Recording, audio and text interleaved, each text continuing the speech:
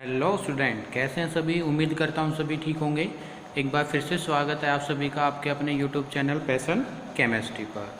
जैसा कोऑर्डिनेशन हमारा टॉपिक चला हुआ था उसमें हमने डिस्कस कर लिया था अबाउट फॉर्मूला क्या है ब्रिजिंग, जो आपके टाइप के कॉम्प्लेक्सेस होते हैं उसकी नेमिंग के बारे में हमने डिस्कस कर लिया था। और इससे पहले हम जर्नली जो आपके सिंपल मोनोन्यूक्लियर कोऑर्डिनेशन कंपाउंड थे उनकी नेमिंग के बारे में हमने डिस्कस कर लिया था। तो इससे जो पहले वाला लेक्चर था उसमें जनरली हमने कोऑर्डिनेशन कंपाउंड्स में जो आयुपैक नेमिंग टॉपिक है वो क्लियर किया था। ठीक है, तो लास्ट वीडियो में मैंने बताया था आपको कि नेक्स्ट टॉपिक हमारा जो होने वाला है वो है isomerism in coordination compound. Isomerism in coordination compound. और बेटा जी ये जो आपका टॉपिक है ये बहुत ही ज़्यादा इंपॉर्टेंट है for exam point of view, चाहे वो बोर्ड का एग्ज़ाम है चाहे आपका कोई भी कम्पिटिटिव एग्ज़ाम है।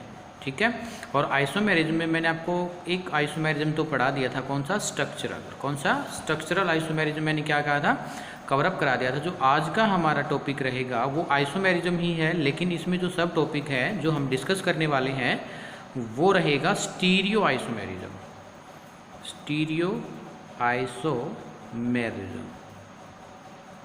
और ये बहुत ही ज़्यादा इम्पोर्टेंट है as comparison to structural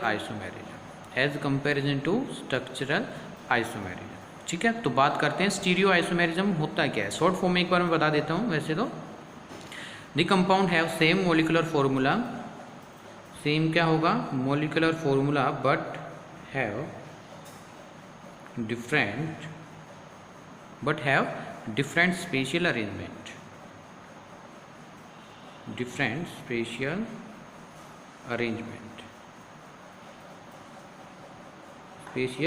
arrangement is known as the stereo isomer. तो क्या है वो कंपाउंड जिनका मोलिकुलर फॉर्मूला सेम होता है बट जो स्पेस में जो अरेंजमेंट है लिगैंड की around the central metal atom is known as stereo isomer.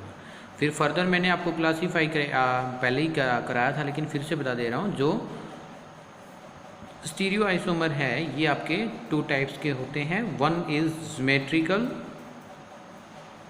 Geometrical isomerism और एक है ऑप्टिकल आइसोमेरिज्म।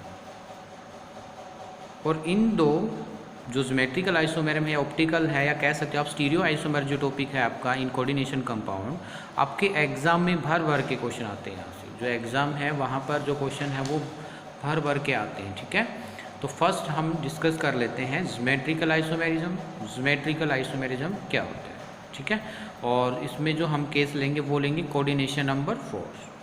ज्योमेट्रिकल आइसोमेरिज्म में जो हम फर्स्ट केस लेने वाले हैं केस 1, वो किसका लेने वाले हैं कोऑर्डिनेशन नंबर,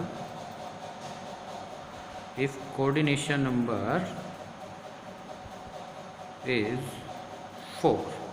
अगर आपके पास कोऑर्डिनेशन नंबर 4 है, कोऑर्डिनेशन नंबर क्या है 4, then there are two type of structure is possible. Means अगर कोऑर्डिनेशन नंबर 4 है, ठीक है, सेंट्रल मेटल एटम के साथ 4 लिगेंड लगी हैं, then there is 2 types of structures. कितनी होगी 2 टाइप्स ऑफ स्ट्रक्चर। ठीक है, वो कौन कौन सी हैं वो देख लीजिए। एक होगी टेट्राहेड्रल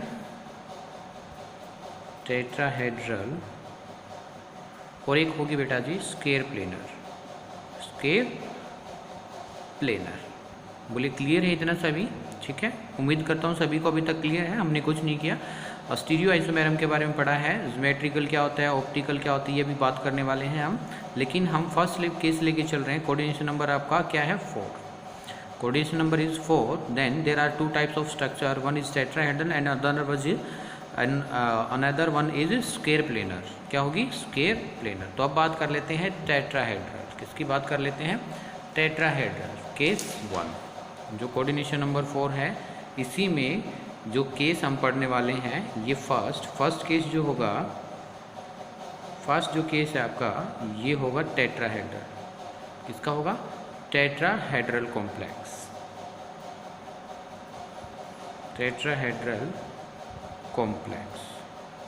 टेट्राहेड्रल कॉम्प्लेक्स का हम क्या है केस डिस्कस करने वाले हैं।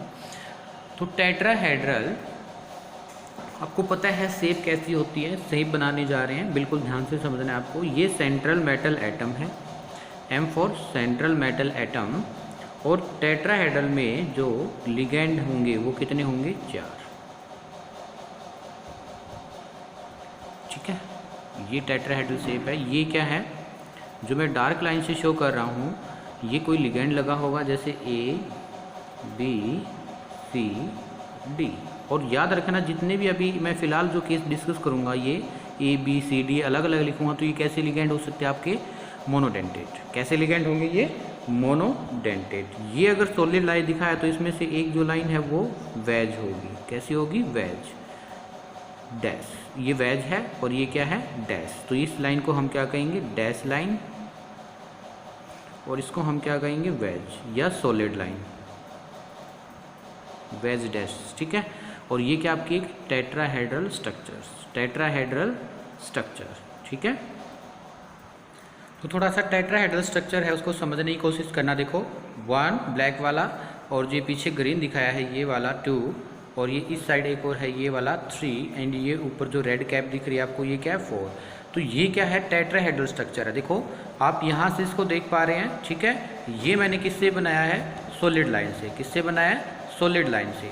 ठीक है, और जो ये पीछे की तरफ है, जो ये आपको ग्रीन दिख रहा है पीछे की तरफ, ये क्या है? डैश लाइन, जो मैंने डैश लाइन दिखाई है। और जो ये जो ब्लैक है, ये लेफ्ट और राइट वाला, ये दोनों, ये क्या होगा? Within the plane. क्या होगा ये? Within the plane. This is the structures of tetrahedrals. किसकी स्ट्रक्चर है आपके पास?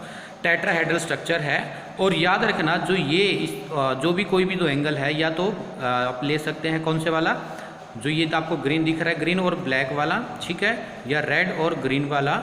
और आपको ग्रीन, ये दोनों ब्लैक के बीच में इस तरीके से इसमें 6 एंगल होंगे। और 6 के 6 एंगल जो होंगे बेटा वो क्या होंगे? 109 डिग्री 28 सेकेंड। क्या होंगे? 109 डिग्री 28 सेकेंड। इतना क्या होगा? इनके बीच में एंगल होगा। क्लियर है? एक बार फिर से देख लीजिए, ये क्या है? टेट्राहेड्रल स्ट्रक्चर है। 1 2 3 एंड 4। ठीक है, और जो ये है, ये मैंने क्या दिखाया? टूवर्ड्स द ऑब्जर्वर, जिसको मैं डार्क लाइन से दिखाऊंगा। और ये जो है ग्रीन वाला, ये कैसा होगा आपका? Away from the observer. ठीक है, इस तरीके की आपके पास टेट्राहेड्रल स्ट्रक्चर है। क्या है? Tetrahedral structure. और इसमें मैं आपको एंगल बता रहा हूँ। तो ये जो एंगल है, कितने का एंगल रिपीट किया था? 109 डिग्री 28 सेकेंड, 28 सेकेंड। ये इन दोनों में क्या है? किसी भी ऐसे ये वाला है, ये वाला है, ये वाला है, या फिर ऐसे करके इनके बीच में जो एंगल होगा वो कितना होगा? 109.28 डिग्री। क्लियर है? तो ये क्या हुआ? Tetrahedral complexes. क्या हुआ? ये टेट्राहेड्रल कॉम्प्लेक्सेस। अब बात करते हैं कि टेट्राहेड्रल कॉम्प्लेक्सेस में ज्योमेट्रिकल आइसोमर शो होगा या नहीं होगा। उसको समझने के लिए देखिए, अगर बिल्कुल ध्यान से समझना है, मैं इस D को अगर इस A के साथ इंटरचेंज कर दूं, क्या करूं? मैं इंटरचेंज कर दूं। समझने की कोशिश करना बेटा बिल्कुल। मैंने क्या किया? ये आपका यहाँ पर A आ गया, और ये D है, ये C है, और ये B है। मैंने क्या किया? ये चेंज कर दिया, इंटरचेंज कर दिया बिटवीन D एंड A। तो क्या अब इसके बीच में कुछ एंगल का चेंज आया है? 109.28 सेकेंड। इतना ही एंगल है ना? अगर इतना ही एंगल रहेगा, मतलब there is no change in angle, so there are a symmetry is present. So tetrahedral complexes do not show. Tetrahedral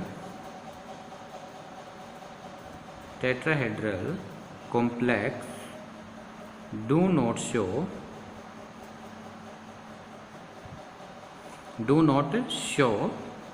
geometrical isomerism, GI show नहीं करेंगे। क्लियर है? तो ये बात किसकी आपकी? टेट्राहेड्रल की। फिर बात करते हैं हम स्क्वायर प्लेनर। किसकी बात करेंगे? सेकंड जो है स्क्वायर प्लेनर। तो स्क्वायर प्लेनर की बात कर लेते हैं। ठीक है, सेकंड जो है वो क्या? Square planar, square planar complex.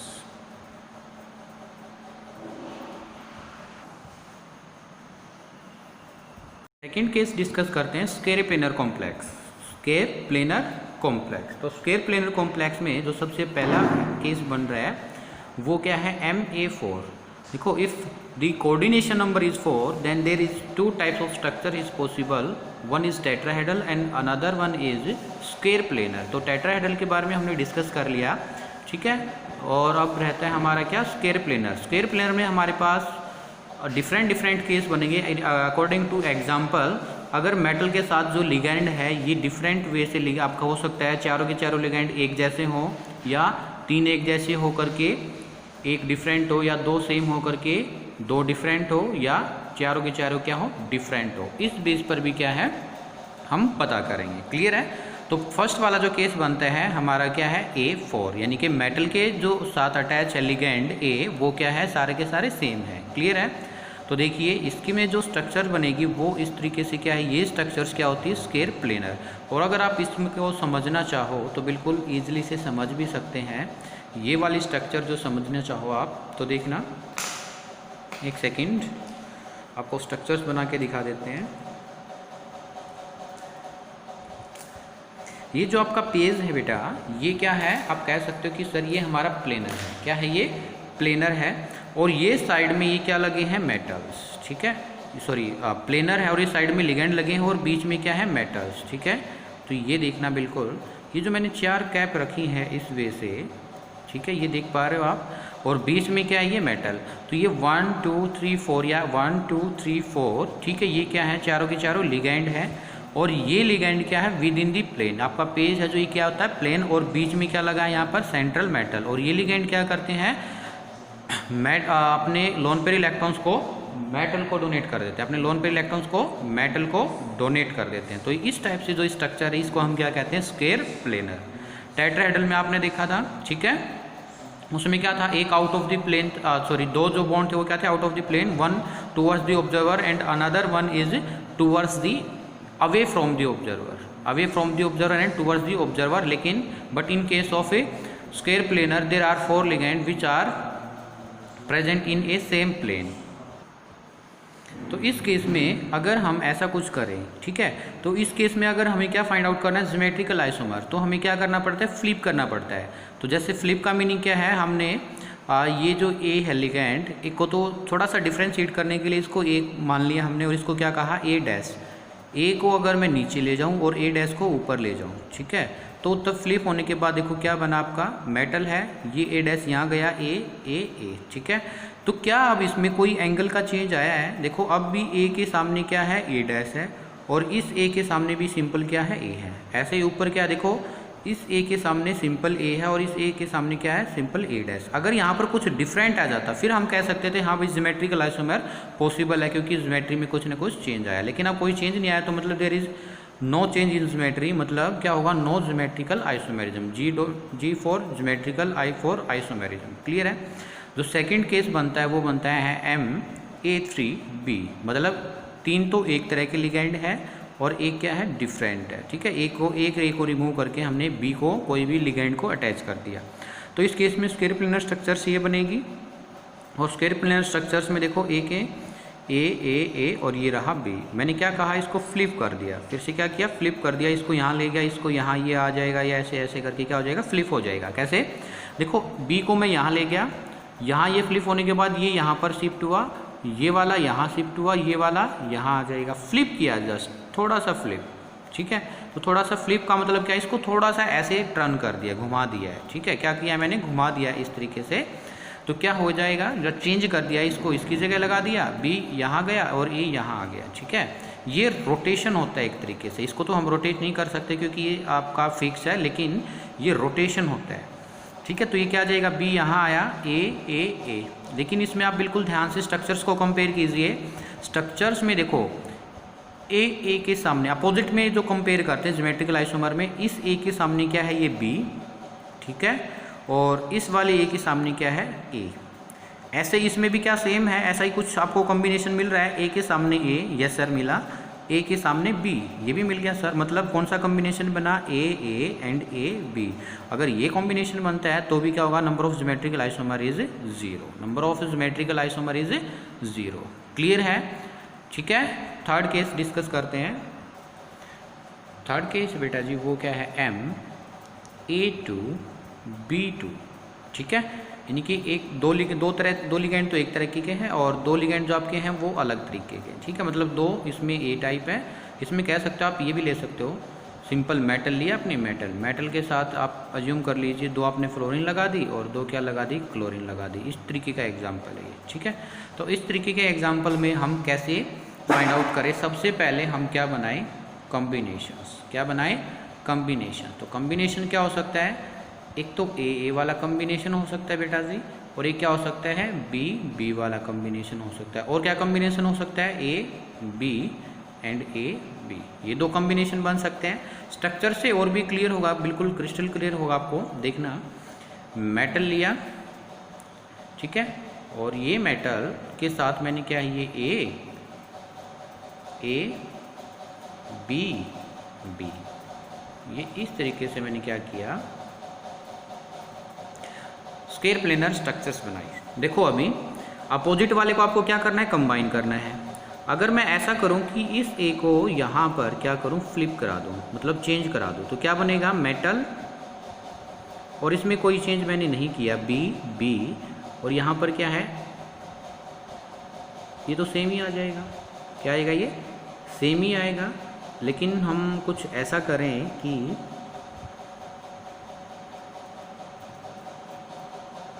हाँ देखो, सॉरी ये मैंने पहले क्या बताया था कि डिफरेंट में क्या करना आपको, यहाँ इन दोनों के बीच में नहीं, इन दोनों के बीच में क्या करें, डिफरेंट जो लिगेंड है इनके बीच में चेंज करनी है आपको, क्या फ्लिपिंग करनी है। तो अगर इन दोनों के बीच में हो जाएगा तो यहाँ पर क्या आएगा, ए, और यहाँ पर क्या आएगा, बी, ठीक है, ये ए। तो अब इस टाइप की स्ट्रक्चर्स क्या है, ये बन चुकी है। देखो फिर से देखना, ये मैंने सिंपल बनाया, ए बी मेटल, ठीक है। और फिर क्या करना आपको, जो है फ्लिपिंग करना है, ये चेंज करना है, वो क्या, डिफरेंट लिगेंड के बीच में चेंज करना है। तो डिफरेंट के बीच में क्या है, इस बी को मैं यहाँ ले गया और इस ए को मैं यहाँ ले आया, तो सिर्फ मैंने ये चेंज किया है। अब देखो बी के सामने इसमें क्या है बेटा जी, बी, इस ए के सामने क्या है, ए, तो फर्स्ट वाला कॉम्बिनेशन बना। ऐसे ही इसमें देखो, इस वाले केस में इस ए के सामने क्या है, बी, और इस बी के सामने क्या है, ए, यानी कि ए बी वाला कॉम्बिनेशन बना। तो इस वाले फॉर्म को देखो, ये अगर same ligand are present adjacent to each other, same ligand are present adjacent to each other, एक दूसरे के बिल्कुल एडजस्ट में है, तो इस फॉर्म को आप कहते हो सिस। क्या कहते हो, cis form. If same ligand are opposite, मतलब ये जो एंगल है, या कह सकते हो परपेंडिकुलर टू ईच अदर, ठीक है, आमने सामने बिल्कुल ये वाला डायगोनली, ठीक है, इस फॉर्म को आप कहोगे ट्रांस। क्या कहोगे, ट्रांस। समझ आया। तो ये किस केस में बना आपका, Ma2 B2 के दो हैं ये। तो नंबर ऑफ सिमेट्रिकल आइसोमर कितने हुए बेटा, Gi = 2, ठीक है, Gi = 2। फोर्थ केस जो हम लेते हैं, थर्ड वाला ये था, MABCD। ये आपने क्या किए, चार डिफरेंट लिगेंड लिए और उनको क्या किया, कंबाइन आप कह सकते हो, या इसकी स्ट्रक्चर्स बनाने की कोशिश की। तो देखो सबसे कैसे स्ट्रक्चर्स बनेंगे, कॉम्बिनेशन बनाइए सबसे पहले। तो कॉम्बिनेशन, फर्स्ट कॉम्बिनेशन क्या बनेगा बोलो, ABCD,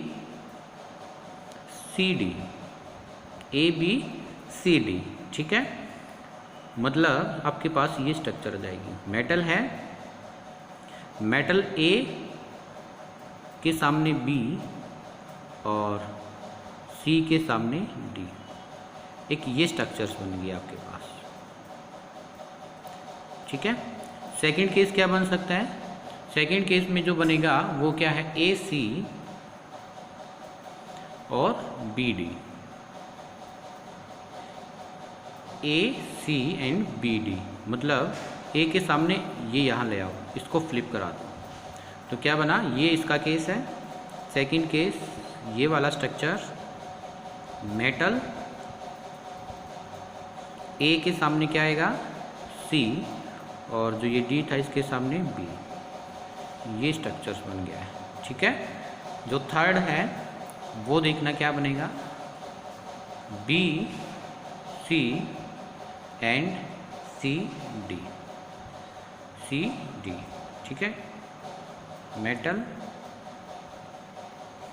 बी के सामने क्या है,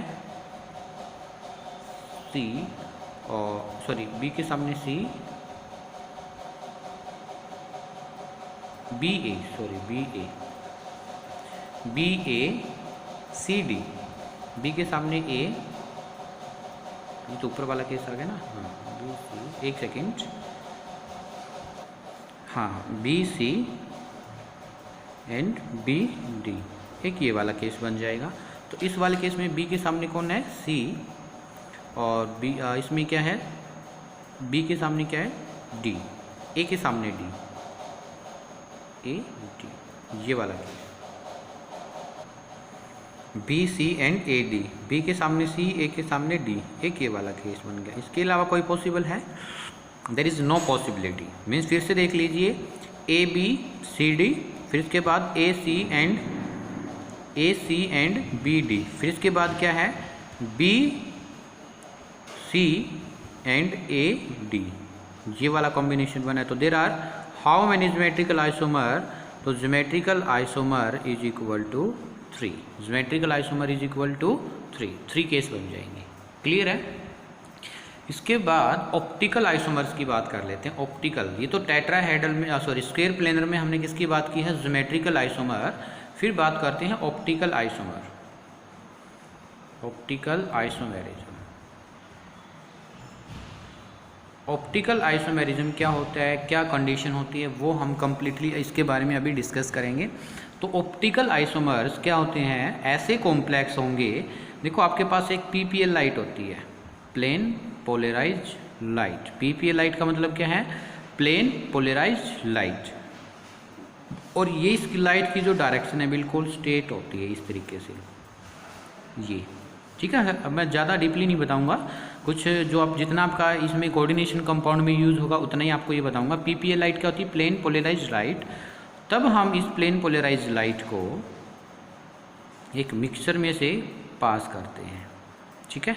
एक मिक्सचर होता है, यहाँ पर कह सकते हो कोई भी कॉम्प्लेक्स का मिक्सचर होगा, निकल प्रिज्म भी होगा, ठीक है। निकल प्रिज्म है, इसमें यहाँ पर एक क्या लिया आपने, कोई भी कह सकते हो आप सॉल्यूशन रखा किसी भी कॉम्प्लेक्स का।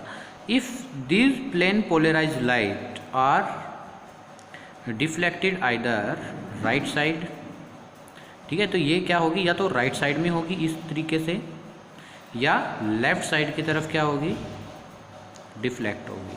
अगर ये राइट की तरफ डिफ्लेक्ट है तो इसको हम कहेंगे डेक्स्ट्रो रोटेटरी।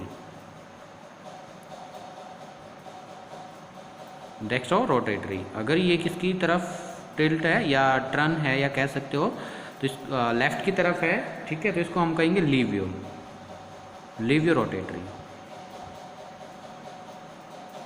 देखो फिर से समझ लीजिए, हमने प्लेन पोलराइज लाइट ली।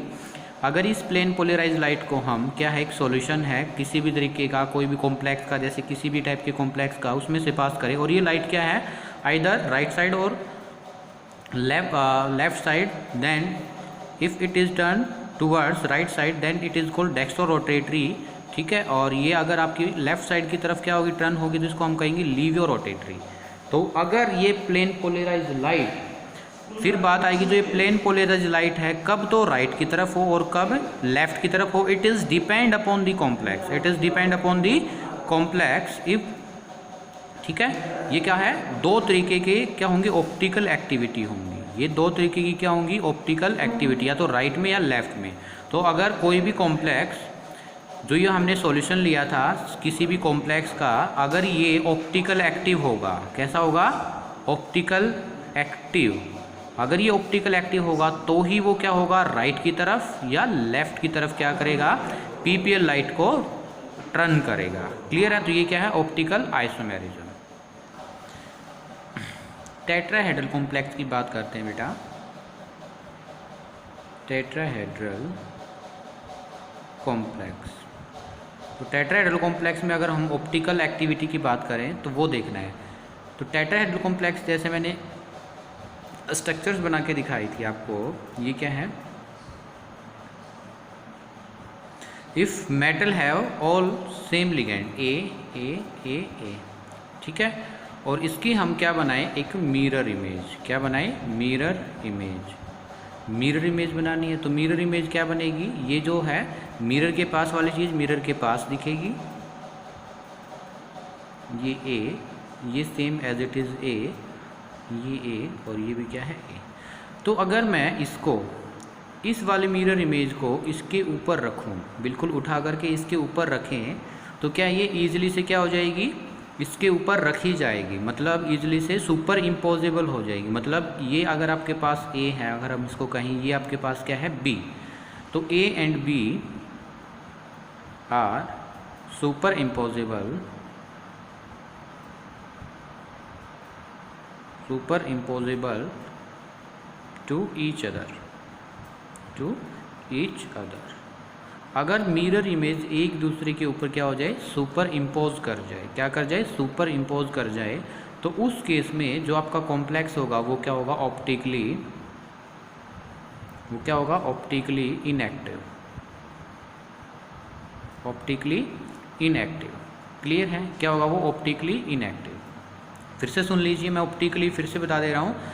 जो प्लेन पोलराइज लाइट होती है उसकी डायरेक्शन स्ट्रेट होती है, मतलब एक ही डायरेक्शन होती है, तब हम इसको क्या है कि ऑप्टिकली, या कोई भी सॉल्यूशन लगा लीजिए, सिंपल सॉल्यूशन लगा लीजिए, अगर सॉल्यूशन में से पास करें, अगर ये लाइट जो है या तो राइट की तरफ टर्न करे या लेफ़्ट की तरफ टर्न कर जाए, मतलब वो जो सॉल्यूशन है वो क्या है, जिस भी कॉम्प्लेक्स का सॉल्यूशन था वो ऑप्टिकली एक्टिव था। क्या था, ऑप्टिकली एक्टिव। अगर ये प्लेन पोलराइज्ड लाइट बिल्कुल as it is same direction में रहे, ये वाली सेम एज इट इज़ रहे, मतलब no rotation of no rotation of light, मतलब रोटेट ना करे या डिफ्लेक्ट ना करे, no deflection of light means then this is the optical inactive complex. ठीक है, तो जैसे हमने टेट्राहेड्रल कॉम्प्लेक्स ये लिया, अगर हम अब इसमें से क्या करें, यहाँ से एज्यूम कर लीजिए ये हमने एक, किसमें क्या है, किसी भी बॉक्स में सॉल्यूशन रखा और इसमें से पीपीएल लाइट, ये पीपीएल लाइट पास की, तो ये यहाँ से बिल्कुल सेम एज इट इज़ ऐसे ही पास हो जाएगी, मतलब no deflection in this light. मतलब क्या होगा, no deflection in the light means this complex, जो टेट्राहेड्रल कॉम्प्लेक्स है, is optically inactive, optically inactive. तो ये क्या था, first case, optically active in case of tetrahedral. ठीक है, फर्स्ट केस। सेकंड केस है वो देख लीजिए। सेकंड केस, अगर हमारे पास ऐसा है, मेटल है और ए बी सी डी, मतलब जो चारों लिगेंड है वो क्या है, डिफरेंट, क्या है, डिफरेंट। स्ट्रक्चर देख लीजिए, ये ए बी सी डी। अब इसकी क्या बनाओ, मिरर इमेज, क्या बनाओ, मिरर इमेज। और मिरर इमेज आपको पता है जो इसके पास है डी, मिरर के पास वाली चीज़ कहाँ दिखाई देगी, मिरर के पास में सी, ये बी, और ऊपर वाली क्या है, जो दूर है मिरर से वो दूर दिखाई देगी, जो पास है वो पास में, जो ऊपर है वो एज इट इज़ दिखाई देगी। अब अगर मैं, ये आपके पास ए और ये क्या है बी, अगर मैं इस अब ए को उठा करके इस पर रखना चाहूँ तो देखो क्या आएगा, इस ए पर तो चलो ये ए आ गया,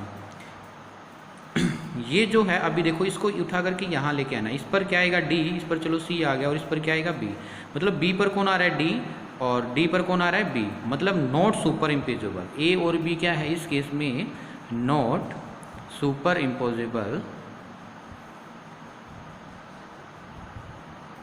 not superimposable to each other, superimposable नहीं करेगी, देयरफॉर इट इज ऑप्टिकली